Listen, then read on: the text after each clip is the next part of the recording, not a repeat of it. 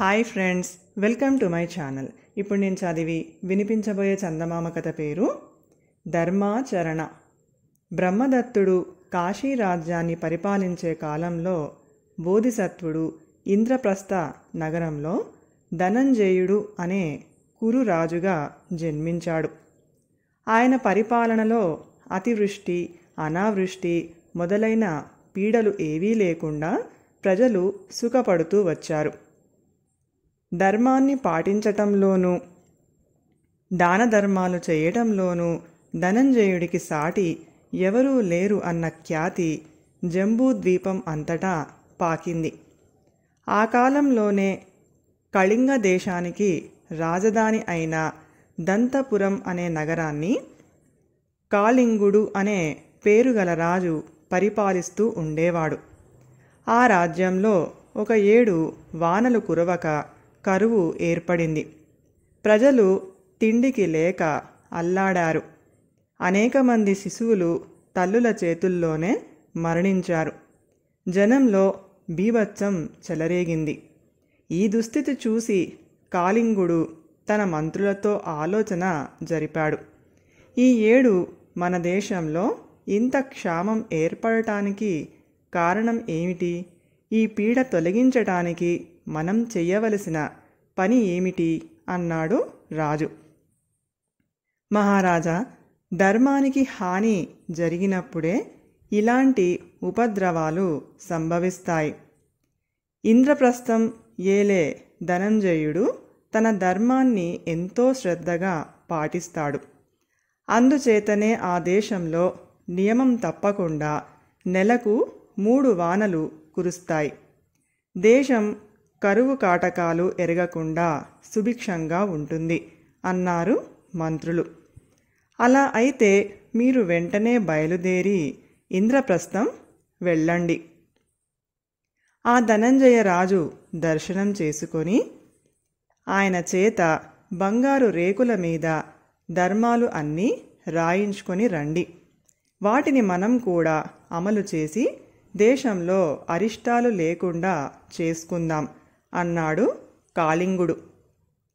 ఆ ప్రకారమే కళింగ మంత్రులు కొన్ని బంగారు రేకులు తీసుకొని ఇంద్రప్రస్థానికి ప్రయాణమై వెళ్ళి ధనంజయుడి దర్శనం చేసుకొని ఆయనతో ఈ విధంగా అన్నారు. మహారాజా, మేము కళింగ దేశం నుంచి వస్తున్నాము. మా దేశ ప్రజలు భయంకరమైన క్షామంతో బాధపడుతున్నారు. మీరు ధర్మస్వరూపులుగా ఉండి ధర్మం తప్పకుండా ప్రజలను పరిపాలిస్తూ ఉండటం చేత మీ ప్రజలు ఈతి బాధలు ఎరగక సుఖంగా ఉంటున్నారు. మా రాజు పాటించవలసిన ధర్మాలు ఏమిటో మీరు ఈ బంగారు పత్రాలపై లిఖించి ఇచ్చినట్లు అయితే వాటిని పట్టుకొని తిరిగి వెళ్ళిపోతాము.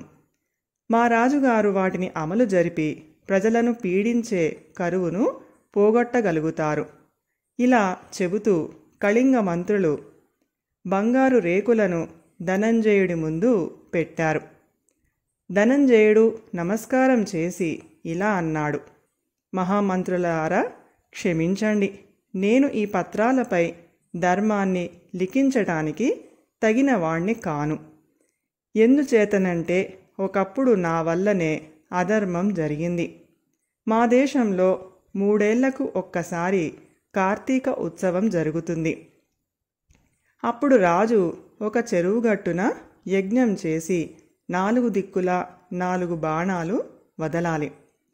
ఒకసారి నేను వదిలిన బాణాలలో 3 దొరికాయి. కానీ 4వది చెరువులో పడిపోయింది. అది చెరువులో పడినప్పుడు దాని విసురుకు చేపలు, కప్పపిల్లలు చచ్చిపోయి ఉంటాయి. ఆ విధంగా నేను ధర్మం తప్పాను. మరి మా రాజ్యంలో అరిష్టాలు లేవంటే దానికి కారకులు పరిపాలక వర్గంలో ఇంకెవరైనా అయి ఉండవచ్చు. విచారించి చూడండి అన్నాడు. ఈ మాటలు విని మంత్రులు ఆశ్చర్యపడ్డారు. వారు రాజమాత అయిన మాయాదేవి వద్దకు వెళ్ళి తమరైనా మాకు ధర్మాలు రాసిపెట్టండి అని కోరారు. అయ్యో నాయనా, నేను ధర్మం తప్పినదాన్నే. ఒకసారి నా పెద్ద కుమారుడు నాకు సువర్ణ హారం ఒకటి కానుక ఇచ్చాడు. నా పెద్ద కోడలు వంతురాలు అనే ఉద్దేశంతో నేను నా హారాన్ని తీసుకుపోయి చిన్న కోడలికి ఇచ్చాను. కానీ ఇచ్చిన మరుక్షణం నాలో కలిగిన భేద బుద్ధి నాకు అర్థమై బాధ కలిగింది. అందుచేత ఒకరికి ధర్మాలు రాసి ఇచ్చే అర్హత నాకు లేదు. మరెవరినైనా అడిగి చూడండి అన్నది రాజమాత. కళింగ మంత్రులు రాజభ్రాత అయిన నందుడి వద్దకు వెళ్ళారు. అతను తాను కూడా ఒకసారి ధర్మం తప్పినట్లు చెప్పాడు. నేను ప్రతి సాయంకాలము రాజ అంతఃపురానికి రథంలో వెళతాను. ఒక్కో రాత్రి అక్కడే ఉండిపోతాను కూడా. నేను కొరడ రథంలో ఉంచి వెళితే రాత్రికి ఉండను అన్నమాట. అప్పుడు సారథి నా కోసం వేచి ఉంటాడు. కొరడా తీసుకుని వెళ్ళానంటే సారథి రథం తోలుకుపోయి మర్నాడు ఉదయం తిరిగి వస్తాడు. ఒకరోజు కొరడా రథంలోనే వదిలి రాజ అంతఃపురం ప్రవేశించాను. తిరిగి వద్దాము అనే ఉద్దేశంతోనే వెళ్ళాను. అయితే ఇంతలో వాన ప్రారంభమైంది. రాజుగారైన మా అన్నగారు నన్ను వెళ్ళనివ్వలేదు. ఆ రాత్రి అక్కడే ఉండిపోయాను వానకు తడుస్తూ. నా సారథి కూడా రథంలోనే ఉండిపోయాడు. అతన్ని ఆ విధంగా ఇబ్బంది పెట్టి నేను ధర్మాన్ని తప్పాను అన్నాడు అతను. కనీసం రాజ పురోహితుడు అయినా తమ కోరిక నెరవేర్చుతాడనుకొని కళింగ మంత్రులు ఆయన వద్దకు వెళ్ళారు. కానీ ఆయన కూడా ధర్మం తప్పినట్టు చెబుతూ ఇలా అన్నాడు. ఒకరోజు నేను రాజభవనానికి పోతూ ఉంటే దారిలో ఒక రథం కనిపించింది. దానికి బంగారు తొడుగు ఉన్నది. అది చూడగానే నాకు లోభం కలిగి రాజుగారు దాన్ని నాకు దానం చేస్తే బాగుండును అనిపించింది. నేను తీరా వెళ్ళేసరికి రాజుగారు నన్ను చూసి, ఈ రథం మీరు తీసుకోండి అన్నాడు. వెంటనే నా లోభం జ్ఞప్తికి వచ్చి పశ్చాత్తాపం కలిగి రథాన్ని వద్దన్నాను. నేను మీకు ధర్మాలు రాసిపెట్టగలవాణ్ణి కాను అన్నాడు. కళింగ మంత్రులకు ఏమీ పాలుపోలేదు. వారు చివరి ఆశ మంత్రి మీద పెట్టుకొని ఆయన వద్దకు వెళ్ళారు. కాని ఆయన కూడా వారికి ఆశాభంగం కలిగించాడు. ఒకనాడు నేను ఒక రైతు తాలూకు పొలం కొలతలు వెయ్యబోయాను. కొలత ప్రకారం కర్ర పాతవలసిన చోటు చిన్న బిలం ఉన్నది. అందులో ఏ ప్రాణి అయినా ఉండవచ్చునని అనుమానం వేసింది.